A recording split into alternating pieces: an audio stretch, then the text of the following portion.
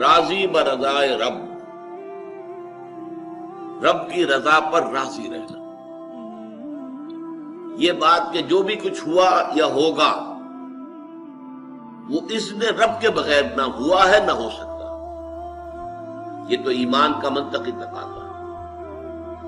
یہاں پتا تک نہیں ہلتا جب تک کہ اللہ کی اجازت نہ ہو اذن میں. تو جو کچھ ہوا اللہ کی اجازت سے ہوا، خواہ اس میں درمیان میں کتنے ہی عوامل آ گئے ہوں.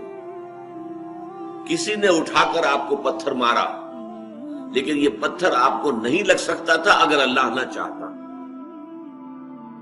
پتھر مارنے والے کا عمل اپنی جگہ ہے، لیکن آپ کو اس پتھر کا لگ جانا جو ہے یہ بغیر اذن رب نہیں ہے.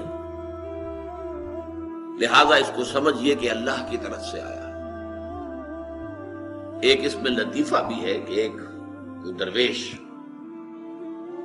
یہ کہتا ہوا جا رہا تھا ایک جذب کی کیفیت میں، جو رب کرے سو ہو، جو رب کرے سو ہو، جو رب کرے سو ہو. ایک شخص نے اٹھا کر اس کے سر پہ پتھر دے مارا. اس نے پلٹ کر دیکھا تو شخص نے کہا مجھے کیا دیکھتے ہو، جو رب کرے سو ہو. اس درویش نے جواب دیا کہ یہ پتھر مجھے تو رب کے مارے ہی لگا ہے، لیکن میں دیکھ یہ رہا تھا کہ بیچ میں منہ کس کا کالا ہو گیا، کس نے اپنے لیے جو ہے وہ عذاب اللہ کا کما لیا. ورنہ مجھے بہرحال یہ پتھر لگا ہے تو اس میں اذن رب شامل. اچھا، اب جو شے اذن رب سے ہو رہی ہے، بندہ مومن کا اگر اپنا تعلق اللہ کے ساتھ مخلصانہ ہے، اس میں منافقت نہیں ہے، اس میں ریا نہیں ہے، اس میں دھوکہ نہیں ہے، اس میں فریب نہیں، مخلص مخلصین لہ الدین، تو اللہ تعالیٰ کا تعلق بھی اس کے ساتھ ریسیپروکیٹ کرتا ہے. اللہ تعالیٰ انا عند ظن عبدی بی، حضور یہ اللہ کا قول ہے حدیث قدسی میں کہ میرا بندہ میرے بارے میں جو کچھ گمان کرتا ہے میں وہی سلوک اس کے ساتھ کرتا ہوں. اللہ تعالیٰ بھی مخلص ہے.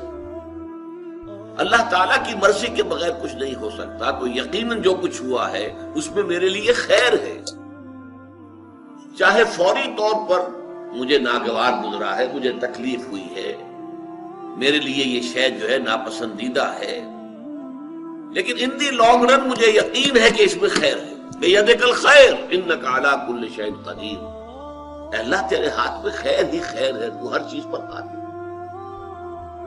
اچھا، جو ہوگا وہ بھی اذن رب کے بغیر نہیں ہوگا. یہی تصور اس کے بارے میں ہونا ضروری ہے.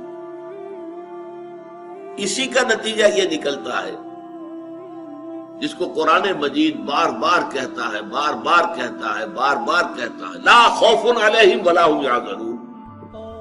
کیا مطلب اس کا؟ نہ ان پر کوئی خوف ہے نہ حزن سے دو چار ہوتے. عام طور پر یہ سمجھا جاتا ہے کہ یہ آخرت میں ہوگا.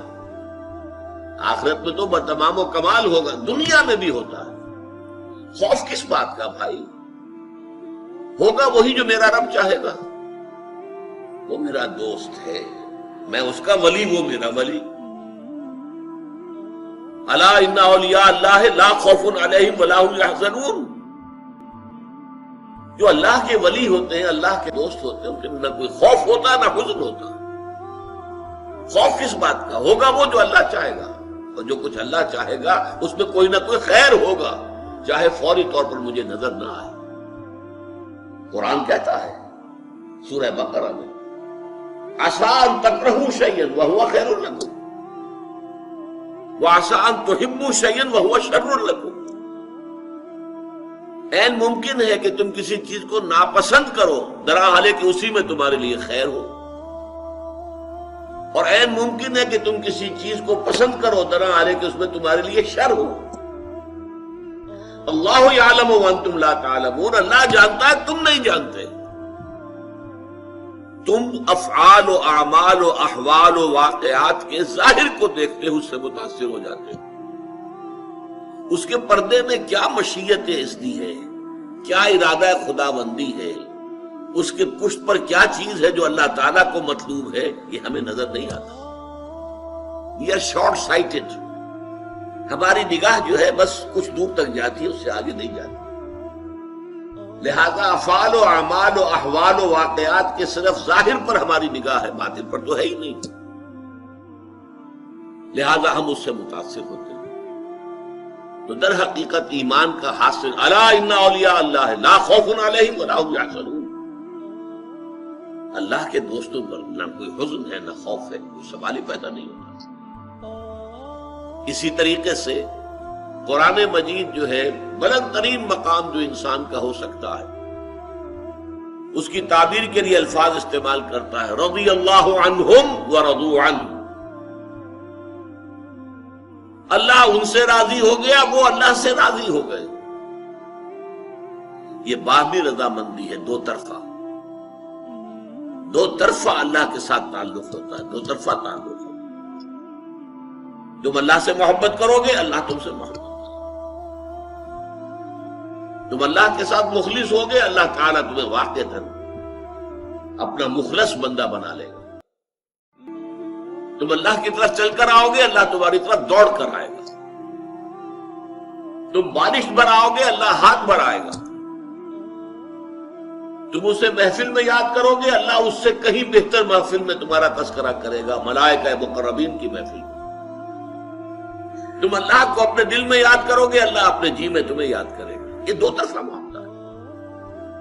تم اللہ کی مدد کرو گے، اللہ تمہاری مدد کرے گا. ان تنصروا اللہ ینصرکم ویثبت اقدامکم. اگر تم اللہ کی مدد کرو گے، اللہ کی مدد سے مراد کیا؟ اللہ کے دین کی مدد، اس کی نصرت. اللہ تمہاری مدد کرے گا. یہ رضی اللہ عنہم ورضوا عنہ سورہ مائدہ میں بھی آ رہا ہے، سورہ توبہ میں، سورہ مجادلہ میں، سورہ بینہ میں.